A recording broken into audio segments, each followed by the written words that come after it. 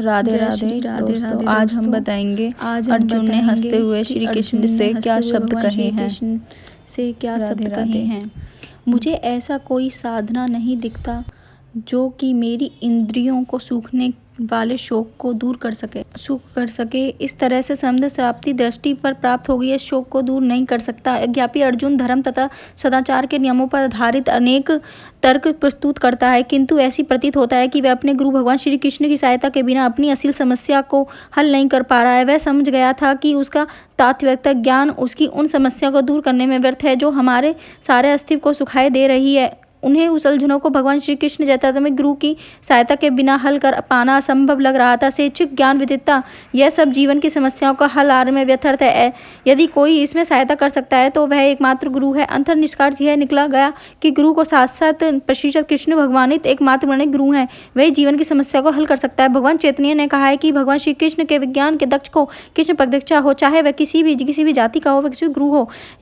कोई व्यक्ति चाहे विप्रय हो, निम्न जात का हो, निम्न शूद्र हो या सन्यासी, वह कृष्ण के विपक्ष में पक्ष हो, वह यथार्थ गुरु की पक्षता है। कृष्ण पक्षता के गुरु के बिना कोई परिणमी गुरु नहीं हो सकता। वैदिक साहित्यों में भी कहा गया है, यदि आर्थिक विकास तथा भौतिक किसी रूप में शारीरिक सामाजिक राष्ट्र के अंतर्राष्ट्रीय व्यवस्था में उत्पन्न हुए शोकों को दूर कर पाता है तो अर्जुन यह न कहता कि पृथ्वी पर प्राथमिकता राज्य का स्वर्गलोक में देवताओं को सर्वोच्चता भी उसके शोकों को दूर नहीं कर सकती। इसलिए उसने कृष्ण भगवानवत मृत का ही आश्चर्य ग्रहण किया और यही शांति और क्षमता का उच्च मार्ग है। आर्थिक विकास तथा विपक्ष अभिषिक्तता प्राप्त और लड़ने किसी शस्त्र समाप्त हो सकता है, यदि तक कि चंद्रलोक जैसे उच्च लोगों की यात्रा भी की, जिसके समान मनुष्य स्वीकृता इस एक झटके समाप्त हो सकती है। भागवत गीता की पुष्टि करती है कि जो पूर्ण कर्मों में फल समाप्त हो जाते हैं वह मनुष्य सुख के शिकार से जीवन के निमित्त स्तर गिर जाता है। इस तरह के विच के अनेक राजनीतियों के जदन पतन करता है। ऐसे धन पतन शोक का कारण बन जाता है। यदि हम सदा के लिए शोक का निवारण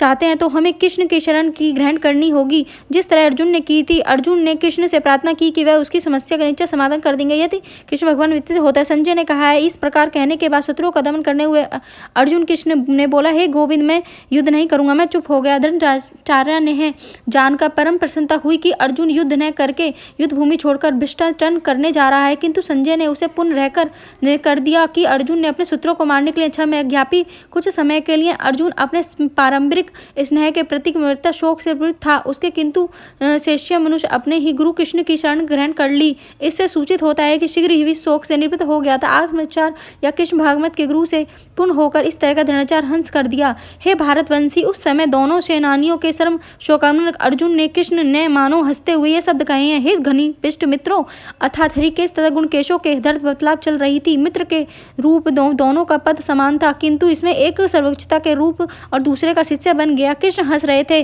कि क्योंकि उनका मित्र एक उनका शिष्य बन गया। सबों के स्वामी होने के वे सदैव श्रेष्ठ पद पर रहते हैं, तो भी भगवान अपने भक्त के लिए सखा पुत्र प्रेमी स्वीकार बनना कर रहे थे, किंतु जब उन्हें गुरु और में अंकार कर लिया तो उन्होंने तुरंत ही गुरु की भूमिका निभाते हुए शिष्य से गुरु की भांति गंभीरता बात के जैसे कि उपेक्षित कहीं। ऐसे प्रतीत होता है कि गुरु तथा शिष्य की है वार्तालाप दोनों सेनाओं के उपस्थिति में हुई, जिससे सारे लोग भलाभांति हुए। अंत भागवत गीता का सम्मान किसी एक व्यक्ति समाज तथा जाति के लिए नहीं अपितु सबके लिए है, आपके लिए है। उसे सुनाने के लिए शत्रु या मित्र समान रूप से अधिकारी होता है। श्री भगवान ने कहा है कि तुम परिपाक्यपूर्ण वचन करते हुए उनके लिए शोक कर रहे हैं, तो शोक करने योग्य नहीं है। जो विधान होता है वह ना तो जीवित के लिए ही मृत के लिए ही शोक करते हैं।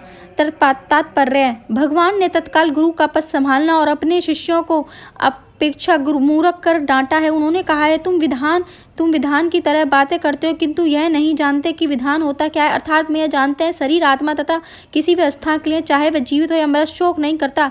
अगले अध्याय में यह स्पष्ट हो जाएगा कि ज्ञान का अर्ध पदार्थ तथा आत्मा एक दोनों नियमों के में जानना है। अर्जुन का तर्क राजनीति तथा सामाजिक अपेक्षाओं में महत्वपूर्ण होता है, किंतु यह अज्ञात होता है कि पदार्थ के मार्ग परमेश्वर ज्ञान धार्मिक शत्रुओं से भी अधिक महत्वपूर्ण चाहता है, क्योंकि वह आत्मिक विधान नहीं आता, इसलिए वह शोक के प्राप्त शोक प्राप्त कर सकता है। यह शरीर जानता है। कल की प्राप्त पढ़ेंगे। जय श्री राधे राधे।